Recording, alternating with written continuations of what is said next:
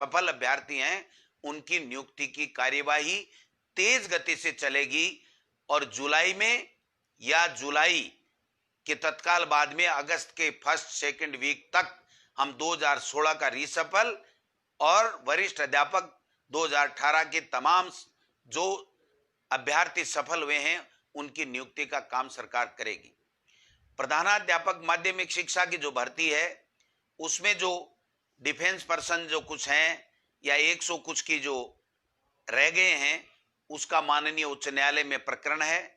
सरकार ने चिट्ठी लिख दी है एजी को, डबल एजी को, और हमारे एक नोडल ऑफिसर अलग से लगा दिया है।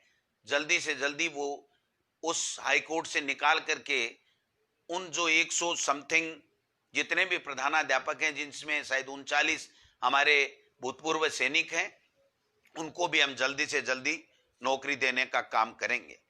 मैं समझता हूं शारीरिक शिक्षक ग्रेड 3rd की जो भर्ती है वो हमारी सरकार ने पूरी करीब करीब कर ली है। उसमें से जो 228 पात्र अभ्यर्थी हैं उनके जिला आवंटन की कार्यवाही हम विद इन 7 डेज 7 दिन के अंदर अंदर चालू कर देंगे और जुलाई के महीने में उनको जिला आवंटन करके काउंसलिंग करके उनकी नियुक्ति देने का काम भी करेंगे। प्रयोगशाला सहायक जो हमारे बच्चों ने परीक्षा दे रखी थी वो परीक्षा का परिणाम आकर के लिस्ट माध्यमिक शिक्षा बोर्ड को पास आ गई थी, लेकिन उसके आने के 4-6 घंटे बाद में ही राजस्थान उच्च न्यायालय के द्वारा स्थगन दिए जाने का आदेश प्राप्त हो गया। इसलिए कर्मचारी चयन आयोग बोर्ड ने हमको ये कहा, सिलेक्शन बोर्ड ने, कि आप इसमें नियुक्ति नहीं दे, माननीय उच्च न्यायालय का इसमें स्थगन आदेश है। वो जो स्थगन आदेश है उसके लिए भी हमने सिलेक्शन बोर्ड से बात कर ली है, हमारे डबल एजी से बात कर ली है, हमारे एजी से बात कर ली है। वो दूसरे महिला बाल विकास विभाग की जो भर्तियां थी उसके साथ किसी ने एप्लीकेशन लगा के हाई कोर्ट में एक बार स्थगन ले लिया, लेकिन मैं उम्मीद करता हूं कि माननीय उच्च न्यायालय में हमारे विभाग के और सिलेक्शन जो बोर्ड है उसके अधिकारी शीघ्र पैरवी करेंगे और बहुप्रतिष्ठित प्रयोगशाला जो सहायक ग्रेड 3rd है उसकी सफल अभ्यर्थियों को भी हम राजस्थान उच्च न्यायालय से निकाल करके नौकरी दे पाएंगे। पुस्तकालय अध्यक्ष ग्रेड 3rd के जो पेपर आउट हो गए थे, हमने सरकार ने पुनः सिलेक्शन बोर्ड को लिख दिया है कि जल्दी से जल्दी इसकी परीक्षा कराएं, जिससे मैं समझता हूं उनको भी जल्दी से जल्दी वो अपनी परीक्षा दे करके और अपनी भर्ती प्रक्रिया में आगे बढ़ सकें। हमारी जो वरिष्ठ अध्यापक भर्ती 2013 भी है उसमें भी 583 जो अभ्यर्थियों का चयन हुआ था उसको भी हमने आगे गति देने का काम किया है। फाइनेंस में हमारी पत्रावली लंबित है, कुछ क्वेरीज फाइनेंस ने हमसे की हैं। हम चाहते हैं कि जल्दी से जल्दी उन वरिष्ठ अध्यापक भर्ती 2013 के जो अभ्यर्थी सफल अभ्यर्थी 583 जो सरकारी नौकरी के लिए अपना प्रयास कर रहे हैं उनको भी हम जल्दी से जल्दी अच्छे परिणाम देने की ओर आगे बढ़ रहे हैं। मैं उम्मीद करता हूं कि वो भी हम सफलता मिलेगी और उन बच्चों को भी नौकरी सरकार देगी। शिक्षक भर्ती जो L2 2016 है उसके लिए चूंकि जो कमेटी बनी होती है अपील करने की और अपील नहीं करने की, उस कमेटी ने अपील करने का निर्णय सुप्रीम कोर्ट में कर लिया है, जिसमें मंत्री का कोई रोल नहीं होता, मुख्यमंत्री का कोई रोल नहीं होता है।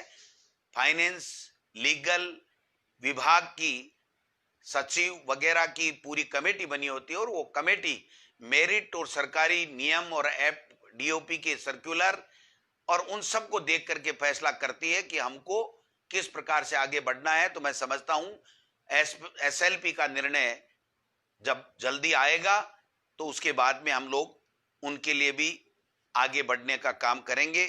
जो विशेष शिक्षक भर्ती 2018 है 534 के लगभग हैं। इसमें सरकार ने जो विशेष शिक्षकों के लिए डीओपी में पत्रावली भेजी है कि हमें स्थिरता दी जाए, जिससे उनको भी हम जल्दी से जल्दी नौकरी दे सकें। तो 2016 और 18 L1 और L2 की जो भर्तियां थी उसके बारे में भी वेटिंग लिस्ट दूसरी निकालने की कई तरह की मांग जो चल रही हैं, वो तमाम मामले राजस्थान उच्च न्यायालय में या सुप्रीम कोर्ट में एसएलपी में चल रहे हैं। मैं समझता हूं एक मंत्रिमंडलीय उपसमिति भी इसमें बनाई गई है, वो भी अपना काम कर रही है। एक जो टीएसपी के बच्चों के लिए जो है उसमें भी थर्ड ग्रेड के लिए एक अधिकारी समिति 4 अधिकारियों की आईएएस अफसरों की बनाई गई है। वो समिति भी शायद 26 तारीख को अपनी अंतिम बैठक कर रही है, तो मैं समझता हूं जल्दी उसमें भी हम लोग काम करने का काम करेंगे। अब मैं जो बच्चे रीट की एग्जाम देना चाहते हैं, 31,000 की भर्ती की जो हमारी सरकार ने, माननीय मुख्यमंत्री जी ने घोषणा कर रखी है, उसमें तकरीबन काम हमने मीटिंग करके पूरा कर लिया है।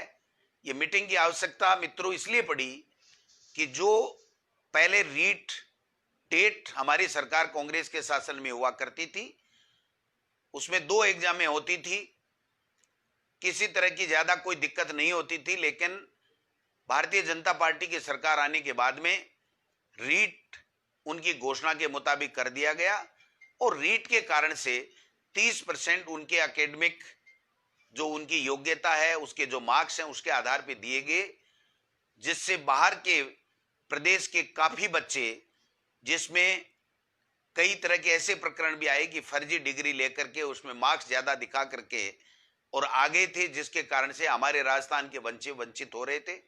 काफी समय से मांग आ रही थी कि रीट की जो भर्ती है उसमें 30% जो वेटेज हमारे ग्रेजुएशन आदि का है, उसके बारे में सरकार पुनर्विचार करे। हमने हमारी भावना माननीय मुख्यमंत्री जी के समक्ष रखी, हमारे अधिकारी लेवल पर हमारी बैठकें हुई हैं और बैठकें होकर के उसमें कई बिंदु, कुछ वर्गों को रीट में पात्रता में स्थिलन देने का बिंदु था, कॉमर्स के विद्यार्थियों को सम्मिलित करने की बात थी, वेटेज को कम करना, खत्म करना या वैसे का वैसे रखना, ये जो बिंदु थे, इन सब बिंदुओं के ऊपर विस्तार से चर्चा हुई है। कुछ हमारे जो एनसीटी की गाइडलाइन है उसके मुताबिक कुछ चेंजेज हमें, कॉमर्स के विद्यार्थियों को अगर हम शामिल करेंगे तो उसमें कुछ चेंजेज करने पड़ेंगे। अगर हम वेटेज को वाले मुद्दे को दूसरे तरीके से अगर हम करना चाहेंगे तो भी हमें पंचायती राज एक्ट में रूल्स में जो संशोधन करना पड़ेगा। उसके लिए ऊपरी स्तर पे, उच्च स्तर के ऊपर काफी विचार विमर्श हुआ है। अंतिम जो उसमें प्रक्रिया में चल रही है ये मामला, और जल्दी से जल्दी इसमें फैसला करने के उपरांत जो रीट का फाइनल सिलेक्शन थर्ड ग्रेड के टीचर का है उसकी प्रक्रिया क्या होगी, उसका जल्दी ही निस्तारण किया जाएगा। आप निश्चिंत रहें, सरकार ये चाहती है कि हमारे बेरोजगारों को नौकरी मिले, लेकिन गहलोत साहब की ये इच्छा है कि नौकरियां, भर्तियां कोर्टों में नहीं अटके। उससे पहले आप जितनी तैयारी करनी है कर लीजिए, लेकिन जब कोई बच्चा तैयारी करके एग्जाम देता है और उसको अगर तैयारी के लिए हम लोग तैयारी के साथ में वो एग्जाम देने के बाद में अगर कोर्टों में कहीं उलझ जाता है, तो मैं समझता हूं वो दिक्कत वाली बात होती है। तो हमने प्रयास किया है कि हम जल्दी से जल्दी इस दिशा में आगे बढ़ें और कोर्ट में हमारा कोई मामला नहीं जा पाए, इस दिशा में हम लोग काम कर रहे हैं। बाकी जितने भी भर्तियां हैं उनके बारे में सब में मैंने आपको बताया है, पीटीआई का बताया है। जल्दी हम 228 का जिला आवंटन कर रहे हैं। प्रधानाध्यापक के लिए हमने हाई कोर्ट में कह दिया है। जो हमारे वरिष्ठ अध्यापक हैं 2016 का रिसफल हम करेंगे, 2018 को जल्दी हम नियुक्ति देंगे। जो कनिष्ठ सहायक जो लिपिक हैं, एलडीसी की जो भर्ती है उसमें हमने जिला आवंटन की प्रक्रिया को पूरा कर लिया है और जो कैलेंडर दिया है उसके मुताबिक हम लोग आगे बढ़ रहे हैं और जल्दी जुलाई के महीने में भी हम लोग उनको नौकरी देंगे। मैं समझता हूं समय समय पर हम सब लोग इन चीजों की चर्चा करें और चर्चा करने के उपरांत हम लोग पारदर्शिता के साथ में, हमारी सरकार माननीय मुख्यमंत्री चाहते हैं कि पारदर्शिता से हम सारी चीजें बताएं। जो शिक्षक भर्ती 2012 है उसके लिए भी जो पंचायती राज की भर्ती थी जिला परिषदों के माध्यम से हुई थी, उसमें भी पंचायती राज के अधिकारी और उनकी जो लीगल की, डीओपी की, फाइनेंस की कमेटी बनी हुई थी, उन्होंने एसएलपी करने का निर्णय ले लिया। चूंकि वो एक कमेटी होती है जो संविधान में उनको अधिकार प्राप्त है, उनको फैसला करना होता है कि अपील होगी या हम नोट अपील होगी, तो वो भी कर दिया गया है। बाकी जितने भी भर्तियां हैं जल्दी से जल्दी करेंगे।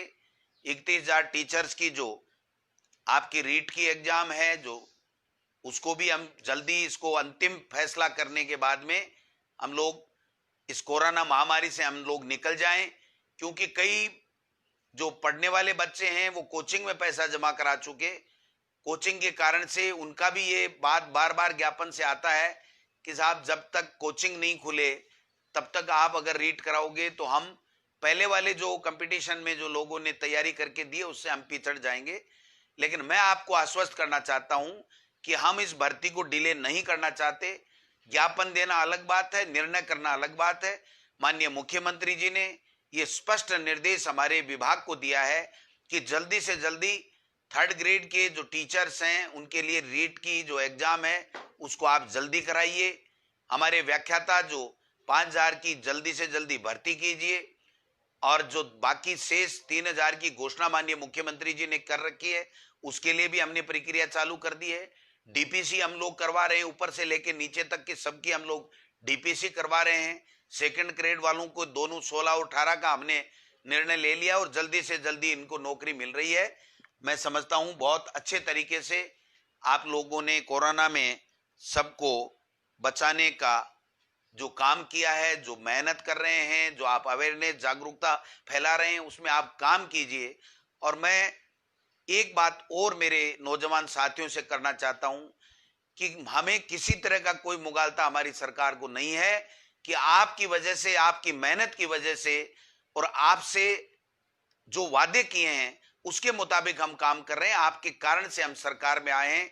तो हमारी और हमारे कांग्रेस के सरकार की पहली प्राथमिकता है कि हम आपको जल्दी से जल्दी नौकरियां दें, आपके लिए नौकरियों के लिए वातावरण निर्माण करें और हाई कोर्ट में हम मजबूती के साथ में पैरवी करें, सुप्रीम कोर्ट में हम मजबूती के साथ में हमारे नौजवान साथियों को नौकरी देने के लिए पैरवी करें।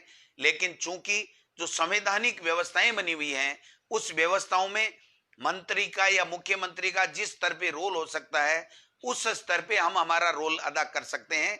लेकिन जो कॉन्स्टिट्यूशनल जो कमेटी बनी होती है जिसको अपील करने या नहीं अपील करने का जो अधिकार है वो अधिकार उन्हीं को प्रदत्त है, उसमें हम कोई किसी तरीके का नहीं कर सकते। तो मैं समझता हूं इसलिए जो अपील करना नहीं करना इसमें हमारा मंत्री का या मुख्यमंत्री का रोल नहीं होता है। इसलिए ये आपको कुछ लगता होगा थोड़ा बहुत कि साहब ये अपील क्यों करते हैं, हमको नौकरी क्यों नहीं देते हैं। आप समझने की चेष्टा करें, हम बराबर उनसे सलाह करते हैं, हम बराबर उनको गाइडेंस देते रहते हैं, हम बराबर उनसे पूछते रहते हैं कि कौन सी भर्ती की। मैं आपको आश्वस्त करना चाहता हूं कि माननीय मुख्यमंत्री अशोक गहलोत की सरकार हमारे प्रदेश के बेरोजगारों को जो नई नौकरी प्राप्त करना चाहते हैं, 3rd ग्रेड के टीचर की एग्जाम देना चाहते हैं, उनके लिए इस प्रकार की व्यवस्था करना चाहती है कि कोर्टों में भर्तियां नहीं अटके और हमारे राजस्थान के नौजवानों को ज्यादा से ज्यादा संविधान में जो अधिकार दिए हुए हैं उसके तहत उनको नौकरियां मिले और 2nd ग्रेड के बच्चों को भी मिले। और हमारे जब स्कूलें खुले तो हमें व्याख्याता 2nd ग्रेड 3rd ग्रेड सब टीचर मिले, तो हमारे गरीब का गांव ढाणी में बैठा हुआ गरीब का बच्चा भी अच्छे तरीके से अपने बच्चे को सरकारी स्कूल में बिना किसी फीस के पढ़ा सके। इस तरह की व्यवस्था हम लोग करने जा रहे हैं। आपने जो कोरोना में काम किया है उसके लिए बहुत अच्छी बात है। जो एलडीसी भर्ती है 2018 इसके लिए भी हमने डीओ को जो फार्म है वो जिले वाइज हम जल्दी आज या कल में ही भेज देंगे और जल्दी जो टाइम शेड्यूल दिया गया है उसके मुताबिक हम लोग आगे बढ़ेंगे। तो आप सबको बहुत बहुत नमस्कार। धैर्य बनाए रखें। सरकार आपके द्वारा बनाई हुई है, आपकी सरकार है, आपके कल्याण के लिए, आपकी वैभूति के लिए, आपके विकास के लिए, आपकी प्रगति के लिए कार्य कर रही है। माननीय मुख्यमंत्री जी का हमेशा एक ही बात रहती है कि बेरोजगार नौजवानों को जल्दी से जल्दी नौकरियां दे, इस दिशा में प्रत्येक विभाग काम करे और शिक्षा विभाग की तो कम से कम इस 12 महीने में 10 से भी ज्यादा बैठकें इस भर्तियों को लेकर के माननीय मुख्यमंत्री जी ले चुके हैं। इसलिए मैं आश्वस्त करना चाहता हूं कि आप निश्चिंत रहें। आपके लिए हमारा विभाग, मैं, हमारी सरकार, हमारे मुखिया माननीय मुख्यमंत्री जी पूरी तरीके से चिंतन कर रहे हैं और निश्चित रूप से जल्दी हम लोग इन भर्तियों को लेकर के आगे बढ़ेंगे। मैं समझता हूं आप सबने मेरी भावनाओं को समझा होगा। आपकी जो भावनाएं हम रोजाना समझते हैं, ट्विटर के माध्यम से हमें कड़वे वचन पढ़ने को भी मिलते हैं, लेकिन ये आपका अधिकार है, ये आपका हक है। आपने हमको बनाया है, आपने हमारी सरकार बनाई है। और मैं तो कम से कम आपको ये कहना चाहता हूं कि मैंने 5 साल आपके मुद्दे उठाए हैं। जब बीजेपी की सरकार थी तो प्रत्येक मुद्दे से मैं वाकिफ हूं, आपके दर्द को मैं जानता हूं। लेकिन मेरी अपनी सीमाएं हैं कि मंत्री का जहां जिस रूप में रोल होता है, मुख्यमंत्री का जिस रूप में रोल होता है, उसमें हमेशा एक ही बात रहती है कि हम हमारे नौजवान बेरोजगारों को जल्दी से जल्दी कैसे नौकरियां दें। इसलिए आप आश्वस्त रहें, रीट भी जल्दी होगी, सेकंड ग्रेड का रिसिपल भी जल्दी होगा, सेकंड ग्रेड की ज्वाइनिंग भी जल्दी होगी और व्याख्याता की ज्वाइनिंग भी जल्दी होगी। जो ही आरपीएससी से हमारे को लिस्ट मिल जाएगी, डॉक्यूमेंट चेक करने के बाद में हम लोग देंगे और एलडीसी की भर्ती हम जल्दी से जल्दी करने ही जा रहे हैं। तो ये जो खुशखबरी आपको मैं सुना रहा हूं, मैं समझता हूं आप जल्द इस भावनाओं को, सरकार की भावनाओं को समझेंगे और सरकार का सहयोग इस कोरोना संक्रमण को रोकने के लिए, लोगों को बचाने के लिए कि संक्रमित नहीं हो, इसमें लगाएं निश्चित रूप से। जय हिंद, जय भारत।